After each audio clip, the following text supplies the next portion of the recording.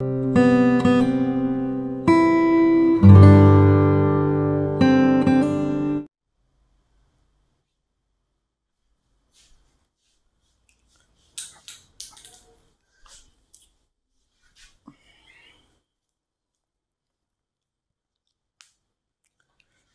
दोस्तों, स्वागत है आपका हमारे इस YouTube channel Mridha SR classes में। आज का जो हमारा टॉपिक है वो है सिंध पर अरब का आक्रमण। इसके पहले भी हम सिंध पे अरब के आक्रमण के स्रोत के बारे में पढ़ चुके हैं। यहाँ हम पढ़ेंगे सिंध पर अरब के आक्रमण को विस्तार से। ठीक है, तो चलिए हम जानते हैं सिंध पे अरब के आक्रमण को। ऐसा नहीं है कि सिंध पर अरब के आक्रमण के वक्त ही अरबों का भारत में आगमन हुआ। सिंध पर अरब के आक्रमण से पूर्व भी भारत में अरबों का आगमन हो चुका था। तो भारत में अरबों का जो पहला आगमन था वो था मालाबार तट पर, जो कि केरल में स्थित है। क्या है कि भारत में अरबों का पहला आगमन मालाबार तट पर, जो कि केरल में स्थित है, एक व्यापारी के रूप में हुआ था। इस प्रकार भारत में इस्लाम का प्रथम आगमन केरल में मालाबार तट पर हुआ था। यहाँ नया क्या था? यहाँ व्यापार और वाणिज्य के साथ साथ राजनीतिक विस्तार के उद्देश्य से ये पहली बार था जब अरबों ने सिंध पर आक्रमण किया। इससे पूर्व तो वो भारत में प्रवेश कर चुके थे, एक व्यापारी एक वाणिज्य के विस्तार के रूप में। लेकिन यहाँ नया ये था कि इन्होंने व्यापार और वाणिज्य के साथ साथ राजनीतिक विस्तार के उद्देश्य से भारत में प्रवेश किया। ठीक है, उसके आगे है कि उमर खलीफा के समय 636 ईस्वी में बम्बई के थाने पर पहली बार अरबी आक्रमण हुआ, जो कि विफल रहा।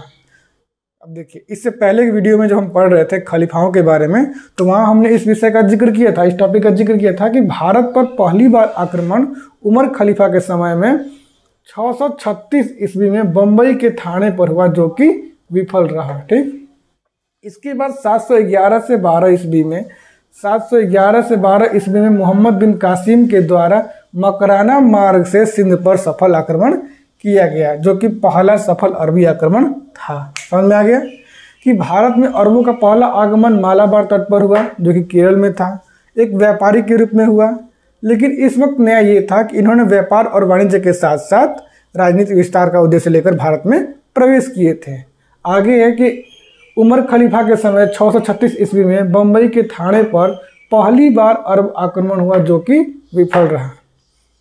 आगे 711 से 12 ईस्वी में मोहम्मद बिन कासिम के द्वारा मकराना मार्ग के माध्यम से सिंध पर अरबों का पहला सफल आक्रमण हुआ।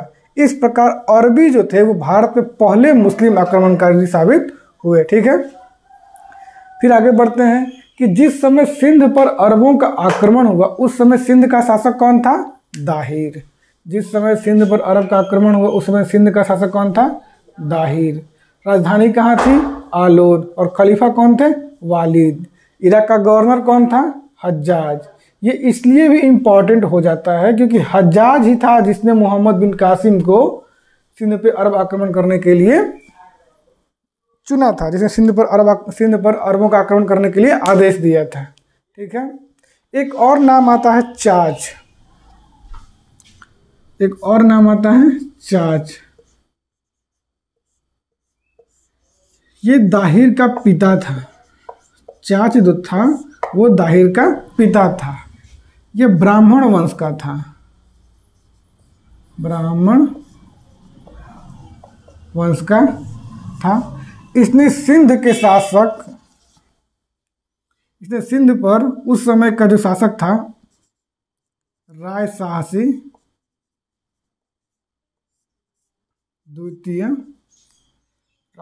द्वितीय, जो कि राय वंश का था। राय वंश का था। ये शूद्र वंश के शासक थे। ठीक है, जब अरबों का सिंध पर आक्रमण हुआ तो उस वक्त सिंध का शासक दाहिर था और दाहिर के पिता का नाम था चाच। चाच ब्राह्मण वंश का था और उस वक्त सिंध पर जिसका शासन था वो थे राय वंश, जो कि शूद्र वंश के थे। इसके जो शासक थे राय साहसी द्वितीय, चाच ने इसकी हत्या करके सिंध पर अपना आधिपत्य स्थापित कर लिया। फिर दाहिर की राजधानी कहाँ थी? आलोद। खलीफा कौन था? वालिद। और इराक का गवर्नर कौन था? हज्जाज। समझ में आ गया कि सिंध पर आक्रमण से पूर्व की बातों को समझ गए हम। अब यहाँ जानेंगे स्रोत के बारे में। इसके पहले वीडियो में भी हम स्रोत के बारे में पढ़ चुके हैं कि सिंध पे अरब के आक्रमण के स्रोत क्या हैं, लेकिन यहाँ हम थोड़ा सा संक्षेप में जानने की कोशिश करेंगे कि सिंध पे अरब के आक्रमण का स्रोत जो है वो है चचनामा, जिसके लेखक अज्ञात थे और भाषा अरबी थी। ऐसा माना जाता है कि सिंध पे अरब के आक्रमण के समय मोहम्मद बिन कासिम के किसी अज्ञात सैनिक या अज्ञात सेवक ने चचनामा की रचना अरबी में की थी, जिसे कूफी ने नसरुद्दीन कुबाचा के शासनकाल में अरबी से फारसी में अनुवाद किया। तो अगर आपके सामने ये प्रश्न है कि चचनामा का फारसी में अनुवाद किसने किया था, तो कूफी ने, या ये सवाल आया कि कूफी ने चचनामा की रचना किस शासक के शासनकाल में की थी, तो नसरुद्दीन कुबाचा के शासनकाल में फारसी में की थी। या चचनामा मूलतः किस भाषा में है, तो वो है अरबी भाषा में। इसके आगे आता है यूएम दाऊदपोट। यूएम दाऊदपोट ने चचनामा का फारसी से अंग्रेजी में अनुवाद किया। ये भी बहुत इंपॉर्टेंट है कि अगर आपसे ये सवाल पूछे कि चचनामा का फारसी से अंग्रेजी में अनुवाद किसने किया, तो वो हो जाएगा यूएम दाऊदपोट। इसके आगे तारीख ए सिंध, इसकी रचना मीर मोहम्मद मासूम ने 1600 ईस्वी में अकबर के शासनकाल में की थे। किसके शासनकाल में की थे? अकबर के शासनकाल में। आप इसको पुस्तक और उसके रचयिता के रूप में भी याद कर सकते हैं कि तारीख ए सिंध की रचना किसने की थी? मीर मोहम्मद मासूम ने 1600 ईस्वी में अकबर के शासनकाल में। इसके आगे किताब फुतूल अल बलादान, इसकी रचना बिलादूरी ने 9वीं शताब्दी में की थी। इन तमाम स्रोतों से सिंध पे अरब के आक्रमण के बारे में हमें जानकारी मिलती है, लेकिन जो सबसे प्रामाणिक जानकारी है वो है चचनामा। चचनामा से हमें सबसे प्रामाणिक जानकारी मिलती है। किसके बारे में? तो सिंध पर अरबों के आक्रमण के बारे में। यहाँ समझ गए हम। अब यहाँ जानेंगे कि सिंध पे अरबों के आक्रमण का कारण क्या था। तो उस समय सिंध पर ब्राह्मण वंश का शासन था, जैसा कि हम यहाँ पढ़ चुके हैं कि उसका पिता कौन था? दाहिर का चाच, और चाच किस वंश का था? ब्राह्मण वंश का। तो इस समय सिंध पर ब्राह्मण वंश का शासन था, जिसका संस्थापक चाच था, और चाच का पुत्र था दाहिर, जिसके शासन काल में लंका से आने वाले समुद्री जहाजों को देवल के समुद्री डाकुओं द्वारा लूट लिया जाता था। इससे क्षुब्ध होकर इराक के सूबेदार हज्जाज ने इस लूट का हर्जाना मांगा, जिसे दाहिर ने अस्वीकार कर दिया। परिणाम स्वरूप हज्जाज ने 3 सेनापतियों को, अब देखिए ये बहुत इंपॉर्टेंट हो जाता है, 3 सेनापतियों को, कारण क्या था कि इस समय सिंध पर ब्राह्मण वंश का शासन था, जिसका संस्थापक चाच था, और चाच का पुत्र था दाहिर, जिसके समय में सिंध पर अरबों का आक्रमण हुआ था। देवल में लंका से आने वाले समुद्री जहाज़ों को समुद्री डाकुओं द्वारा लूट लिया जाता था, और इराक के सूबेदार हज्जाज ने इस लूट का हर्जाना मांगा, जिसे दाहिर ने अस्वीकार कर दिया। परिणाम स्वरूप हज्जाज ने 3 सेनापतियों को सिंध पर आक्रमण के लिए भेजा, जिसमें से प्रथम 2 उबैदुल्ला एवं वर्दुल असफल रहे। तत्पश्चात हज्जाज ने 711 से 712 ईस्वी में तीसरे सेनापति 17 वर्षीय मोहम्मद बिन कासिम को सिंध पर आक्रमण के लिए भेजा, जो कि सिंध पर अरब का पहला सफल आक्रमण साबित हुआ। ठीक है, समझ में आ गया। इस युद्ध में मीर कासिम ने एक यंत्र का प्रयोग किया था, एक अस्त्र का प्रयोग किया था। इसके बारे में भी जानना बहुत जरूरी है, जिसका नाम था मंजानिक या नौफथा। कभी कभी ऐसे सवाल आते हैं कि मंजानिक या नौफथा का संबंध किससे है, यह क्या है? तो मंजानिक या नौफथा जो था वो पत्थर फेंकने वाला एक अस्त्र था, जिसका प्रयोग मोहम्मद बिन कासिम ने सिंध पर अरबों के आक्रमण के समय किया था। समझ में आ गया आपको? कारण पूरा क्लियर हो गया। अब हम यहाँ जानेंगे मोहम्मद बिन कासिम के बारे में। मोहम्मद बिन कासिम के जीवनी के बारे में जानना उतना इम्पोर्टेंट नहीं है, लेकिन थोड़ा हम जानने की कोशिश करेंगे कि मोहम्मद बिन कासिम था कौन। तो मोहम्मद बिन कासिम जो था वो इस्लाम के पहले खलीफा उमय्यद वंशीय खलीफा का एक अरबी सिपह सलार था। इतना ही जानना मात्र है इसके बारे में कि मोहम्मद बिन कासिम जो था यह इस्लाम के पहले खलीफा उमय्यद वंशीय खलीफा का एक सिपह सलार था। ठीक है, इसके आगे आता है कि खलीफाओं ने सिंध को जीतने के लिए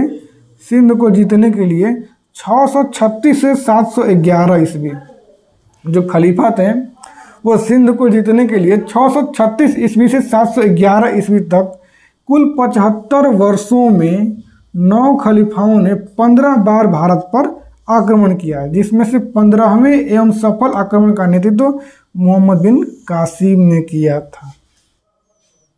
समझ में आ गया कि खलीफाओं ने सिंध को जीतने के लिए 636 ईस्वी से 711 ईस्वी में कुल 75 वर्षों में 9 खलीफाओं ने 15 बार भारत पे आक्रमण किया, जिसमें से 15वें एवं सफल आक्रमण का नेतृत्व मोहम्मद बिन कासिम ने किया था। ये आप समझ गए, ये जान गए। अब हम जानेंगे यहाँ पर कि जब मोहम्मद बिन कासिम ने भारत पर सफल आक्रमण किया तो उसका अभियान क्या था, उसने किन किन जगहों पर अपना युद्धाभियान जारी रखा। तो कासिम का जो प्रमुख अभियान था वो था देवल या दाभोल। यहाँ पर कासिम का पहला आक्रमण हुआ। कासिम का प्रमुख अभियान, सबसे पहला अभियान देवल या दाभोल, यहाँ पर कासिम का पहला आक्रमण हुआ और यहीं पर कासिम ने सबसे पहले जाजिया की शुरुआत की। जाजिया के बारे में हम आगे और विस्तार से पढ़ेंगे, फिलहाल हम इतना जानेंगे कि भारत में जाजिया सबसे पहले कौन लगाया, तो मोहम्मद बिन कासिम ने। और कहाँ पर लगाया था, तो सिंध के देवल में। तो देवल या दाभोल जो था वो कासिम का पहला अभियान यहीं से शुरू हुआ। पहला आक्रमण देवल या दाभोल पर ही किया था, यहीं से उसने जाजिया लगाया। अब देखिए आगे क्या था, नेउन। तो देवल पे आक्रमण करने के बाद मोहम्मद बिन कासिम का अगला अभियान जो था वो था नेउन के लिए था। नेउन जो है वो पाकिस्तान के हैदराबाद प्रांत में स्थित है। कहाँ स्थित है, पाकिस्तान के हैदराबाद प्रांत में स्थित है। यहाँ पर बौद्धों की संख्या सबसे ज़्यादा थी, उस समय यहाँ पर बौद्धों की संख्या सबसे ज़्यादा थी। इसके बाद आगे बढ़ता है और सेवान पे आक्रमण करता है, फिर सेवान के बाद सीसम पे, जहाँ पर जाटों पर उसने विजय प्राप्त की। तो अगर आपके सामने ये प्रश्न है कि मोहम्मद बिन कासिम ने किस युद्ध में जाटों पर विजय प्राप्त की थी, तो आपका जवाब हो जाएगा सीसम पर। और मोहम्मद बिन कासिम का जब भारत पे या सिंध पे आक्रमण हुआ उस समय 2 महत्वपूर्ण बौद्ध एवं जाटों ने मोहम्मद बिन कासिम की सहायता की थी। ठीक है, इसको याद रखिएगा कि मोहम्मद बिन कासिम को किसने सहायता की थी, तो बौद्धों ने एवं जाटों ने मोहम्मद बिन कासिम की सहायता की थी। इसके अलावा मोहम्मद बिन कासिम की सेनाओं में सभी जातियों और धर्मों के लोग शामिल थे। उसने सभी जातियों और धर्मों के लोगों को अपने सेनाओं में शामिल कर रखा था। इस सीसम से आगे बढ़ते हुए मोहम्मद बिन कासिम ने रोवर या रावर पर आक्रमण किया। रावर में ही मोहम्मद बिन कासिम और दाहिर के बीच घमासान युद्ध हुआ, जिसमें दाहिर की मृत्यु हो गई। इसके बाद वो आगे बढ़ता है और ब्राह्मणवाद पर आक्रमण करता है। ब्राह्मणवाद का शासक दाहिर का पुत्र जय सिंह था। दाहिर का पुत्र जय सिंह था, जो कि पराजित हो गया। जब जय सिंह को मीर कासिम ने पराजित किया तो यहाँ से वो ब्राह्मणवाद से वो यहाँ का कोष और दाहिर की दूसरी रानी लाडी के साथ साथ उसकी 2 पुत्रियों सूर्या देवी और परमल देवी को अपने साथ ले गया। ठीक है, जब ब्राह्मणवाद पर उसने आक्रमण किया तो वहाँ का शासक दाहिर का पुत्र जय सिंह था। जय सिंह को पराजित करके उसने ब्राह्मणवाद का कोष और दाहिर की दूसरी रानी लाडी के साथ साथ उसकी 2 पुत्रियों सूर्या देवी और परमल देवी को अपने साथ ले गया। इसके बाद उसने आलोर पर आक्रमण किया। आलोर या आरोर, इसी वजह से ही सिंध पे अरबों के आक्रमण का प्रामाणिकता प्राप्त होती है, पूर्णता प्राप्त होती है। आलोर या आरोर विजय ही वह विजय है जिसको जीतने के बाद सिंध की पूर्णता प्राप्त होती है, सिंध विजय की पूर्णता प्राप्त होती है। तो ये बहुत इंपॉर्टेंट है, इसको भी याद रखिएगा कि किस स्थान को जीतने के बाद सिंध पर अरबों के विजय को पूर्णता प्राप्त होती है, तो वो था आलोर या आरोर का विजय। इसके बाद वो आगे बढ़ता है और मुल्तान पर आक्रमण करता है।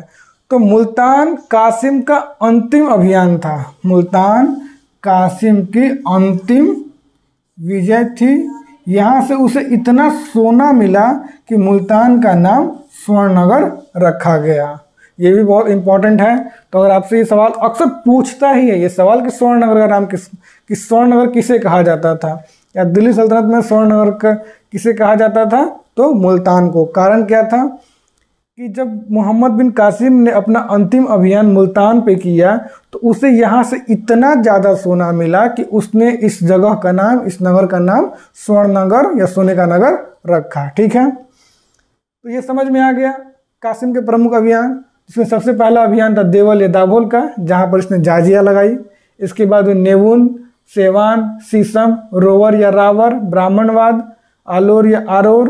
इसके बाद मुल्तान, जो कि उसका अंतिम विजय था। अब हम आगे जानेंगे कि कासिम का अंत कैसे हुआ। तो कासिम के अंत के बारे में कई इतिहासकारों में मतभेद है, लेकिन जो सबसे प्रामाणिक मत है उसके अनुसार कि जिस वक्त मीर कासिम ने ब्राह्मणवाद पे आक्रमण किया और वहाँ से दाहिर की दूसरी रानी लाडी के साथ साथ उसकी 2 पुत्रियों सूर्या देवी और परामल देवी को अपने साथ खलीफा के पास ले गया। जब वहाँ वो खलीफा के पास उनको पेश किया तो दाहिर की दोनों पुत्रियों ने खलीफा से इस बात का आग्रह या इस बात को रखा कि मोहम्मद बिन कासिम ने पहले ही उनका कौमार्य भंग कर चुका है। मोहम्मद बिन कासिम जो था पहले ही उनका कौमार्य भंग कर चुका है। इससे क्षुब्ध होकर जो खलीफा था उसने मोहम्मद बिन कासिम को मृत्युदंड की सज़ा सुनाई, जो कि सबसे प्रामाणिक अंत माना जाता है मीर कासिम का। इसके अलावा और कई मत हैं, लेकिन जो सबसे प्रामाणिक मत है वो यही है कि मोहम्मद बिन कासिम ने दाहिर की जो दोनों पुत्रियां थी परमल देवी और सूर्या देवी उसको खलीफा के सामने पेश किया। इन 2 पुत्रियों ने खलीफा के सामने अपना मत व्यक्त किया कि मीर कासिम जो है पहले ही उनका कौमार्य भंग कर चुका है। इस बात से क्षुब्ध होकर खलीफा मोहम्मद बिन कासिम को मृत्युदंड की सज़ा सुनाता है। यहाँ तक तो क्लियर हो गया कि सिंध पर अरबों के आक्रमण से पूर्व, उनके स्रोत, आक्रमण का कारण और कासिम के प्रमुख अभियान। अब हम यहाँ पर जानेंगे कि सिंध पे अरब के आक्रमण का भारत पे प्रभाव क्या पड़ा। ठीक है, चलिए देखते हैं। और अगर आपको ये वीडियो अच्छा लग रहा होगा तो लाइक, शेयर और सब्सक्राइब जरूर कीजिएगा। अब देखिए, सिंध पे अरब का आक्रमण पड़ चुके हैं। अब हम यहाँ देखेंगे कि सिंध पे अरबों के आक्रमण का प्रभाव। सिंध पे जब अरब का आक्रमण हुआ तो उसका भारत पे क्या प्रभाव पड़ा। तो उस आक्रमण का भारत पे दोनों प्रभाव पड़ा, सकारात्मक भी और नकारात्मक भी। भारत का प्रभाव भी अरबों पे पड़ा और अरब का प्रभाव भी भारत पे पड़ा, लेकिन ज़्यादातर जो प्रभाव है वो भारतीय प्रभाव अरब वासियों पर पड़ा। अब उसके बारे में देखेंगे। जैसे अरब वासियों ने चिकित्सा, नक्षत्र शास्त्र, शासन प्रबंधन की जितनी भी शिक्षाएं वो भारतीयों से ग्रहण की। भारतीय अंक पद्धति जैसे वर्गमूल, घनमूल, शून्य एवं दशमलव प्रणाली भी भारतीयों से ही ग्रहण की। अरबों ने इसे हिंदसा कहा। क्या कहा? हिंदसा कहा। भारतीय अंक पद्धति जैसे वर्गमूल, घनमूल, शून्य एवं दशमलव प्रणाली से अरबों का जो परिचय है वो भारतीयों से ही हुआ। अरबों ने इसे हिंदसा या हिंद का ज्ञान कहा।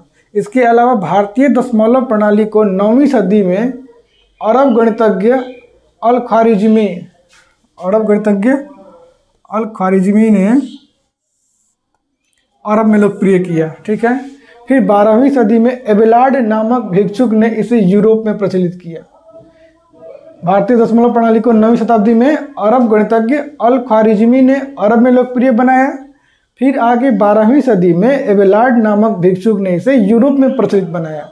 फिर आगे बगदाद के खलीफाओं ने भारतीय विद्वानों को संरक्षण दिया। कई ऐसे भारतीय विद्वान हुए जिसे बगदाद के खलीफाओं ने अपने साम्राज्य में संरक्षण प्रदान किया।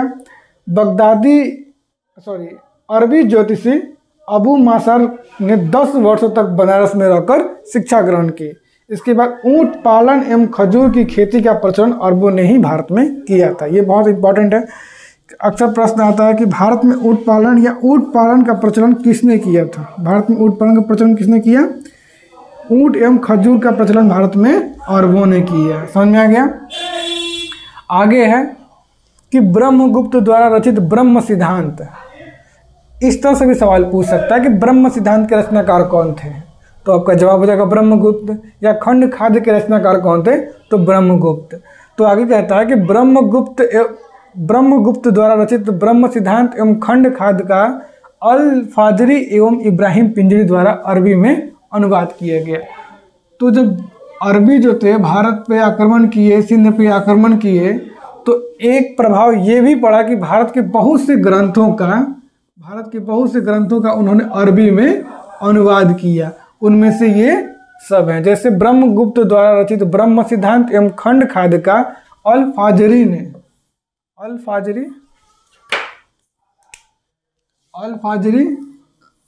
एवं इब्राहिम पिंजरी द्वारा अरबी में अनुवाद किया गया। जो अगर आपसे ये प्रश्न पूछे कि ब्रह्मगुप्त द्वारा रचित ब्रह्म सिद्धांत एवं खंड खाद्य का अरबी में किसने अनुवाद किया, या ब्रह्म सिद्धांत एवं खंड खाद्य का अरबी में किसने अनुवाद किया, तो आपका जवाब हो जाएगा अल फाजरी एवं इब्राहिम पिंजरी ने। ठीक है। इसके आगे पंचतंत्र, बहुत ही महत्वपूर्ण पुस्तक ग्रंथ है, रचना है। इसके रचनाकार कौन थे, विष्णुगुप्त। इसको जरूर याद रखिएगा क्योंकि इससे प्रश्न आते हैं। पंचतंत्र के रचनाकार कौन थे, विष्णुगुप्त।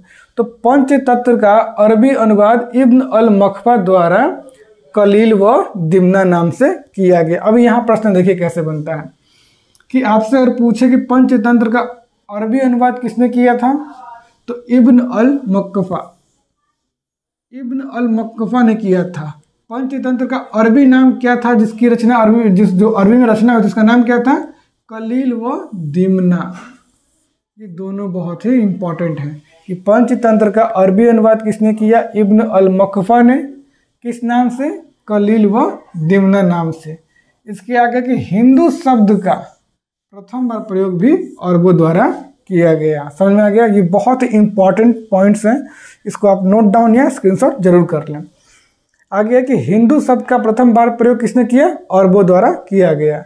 सिंध में इस्लाम धर्म का प्रवेश हो गया। जब सिंध पर अरबों ने आक्रमण कर लिया, यहाँ पे अपना आधिपत्य स्थापित कर लिया, इस प्रकार सिंध में इस्लाम का प्रवेश हो गया। मुल्तान एवं मंसूरा में मुस्लिम बस्तियाँ स्थापित की गई।